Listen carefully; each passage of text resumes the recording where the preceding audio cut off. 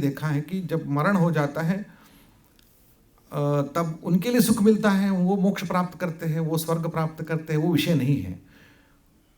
उनके जीवन में भी, जीवन के बाद भी उनके स्मरण मात्र से सभी लोग भी सुखी हो जाते हैं, ये भी विशेष है। बाकी लोग भी सुखी हो जाते हैं, ये बाकी लोगों को भी हमेशा सुखी रखना एक व्यक्ति का स्वभाव होता है, तो वही असली ब्राह्मण है। तो ऐसे ब्राह्मण जीवन को सार्थक किया है आचार्य जी ने।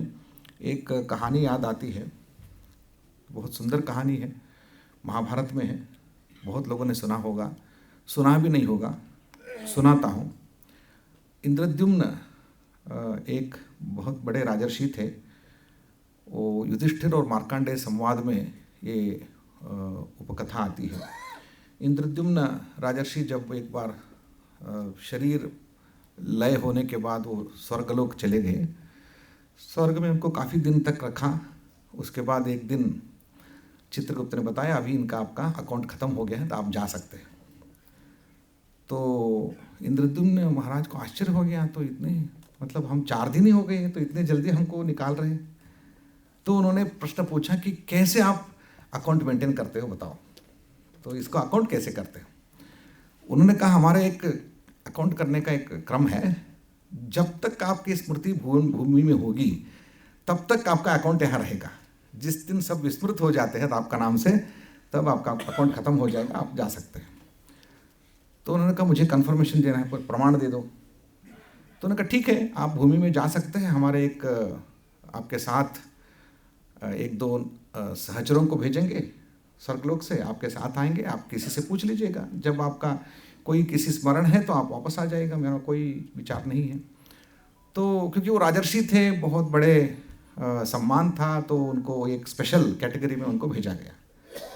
वैसे हम सबको भेजते नहीं हैं, लेकिन इंद्रद्युम्न को स्पेशल दिया गया। तो भूमि में आ गए, तो पूछा, और बहुत सालों तक मार्कंडेय ऋषि रहे, तो मार्कंडेय बहुत पुराने ऋषि थे, तो उनके पास आ गए।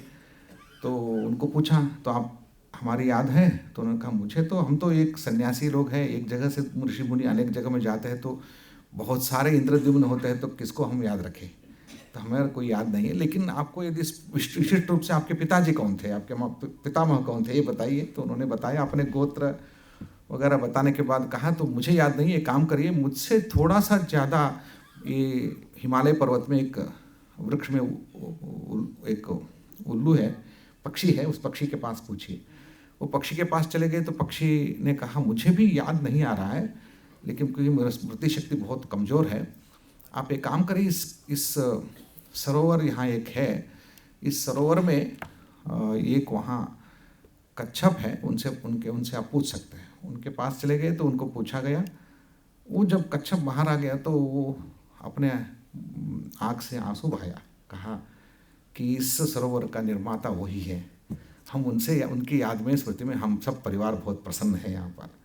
जब ये बात कही तो तुरंत वहाँ से विमान आ गया, स्वर्गलोक से विमान में, और फिर से स्वर्ग पहुँच गए। ऐसे एक कहानी है, हम सब के लिए प्रेरणा कहानी है। प्रेरणा कहानी इसलिए है कि हमें प्रसन्न होने का ज़रूरत नहीं है, क्योंकि हमने इतना काम तो नहीं किया है।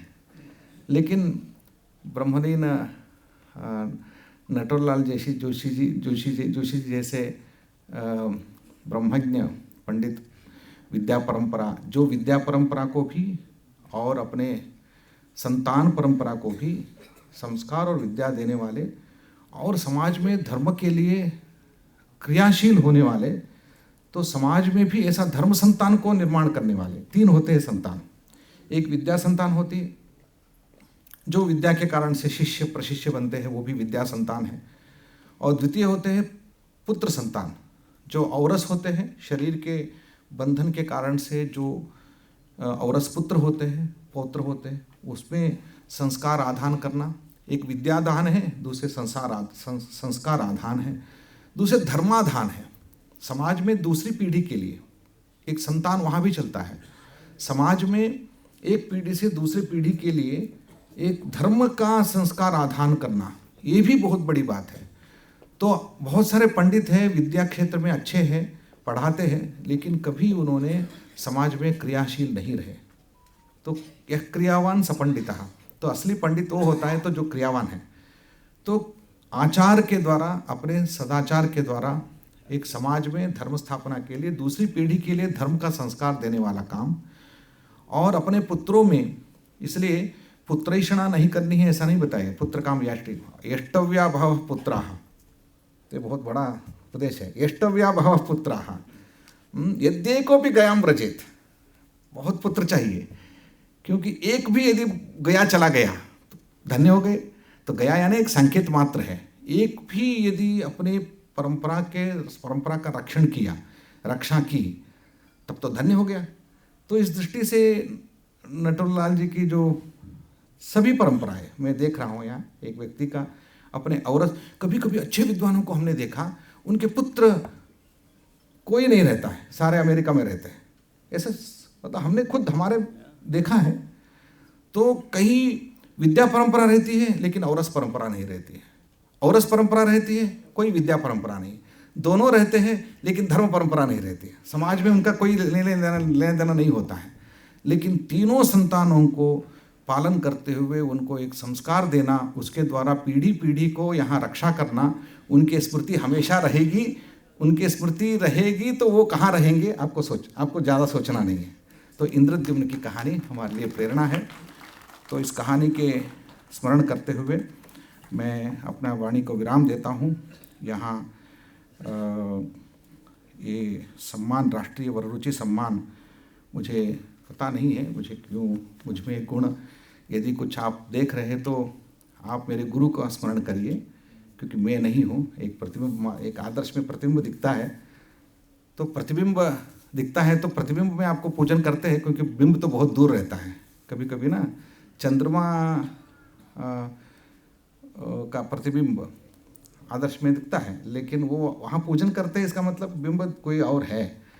तो हमारे गुरु में जो गुण होते हैं वो हम जैसे शिष्यों में प्रतिबिंबित होते हैं। तो आप गुण पूजन कर रहे हैं तो किसका गुण है?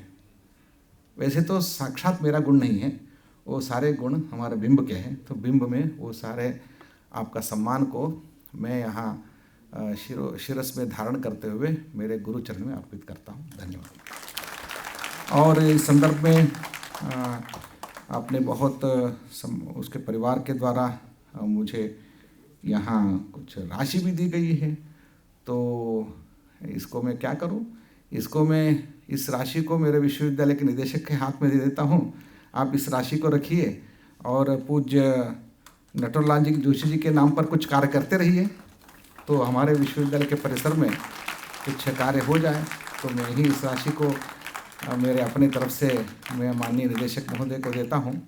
और वैसे यहाँ हमारे सभी मित्रजन यहाँ आए, बंधुजन भी आए हैं। आप सबको इस संदर्भ में मुझे मेरे गौरव के लिए, मेरे सम्मान के लिए और इस पावन स्मृति में आए हैं, तो सबको नमस्कार करते हुए मेरा प्रणाम।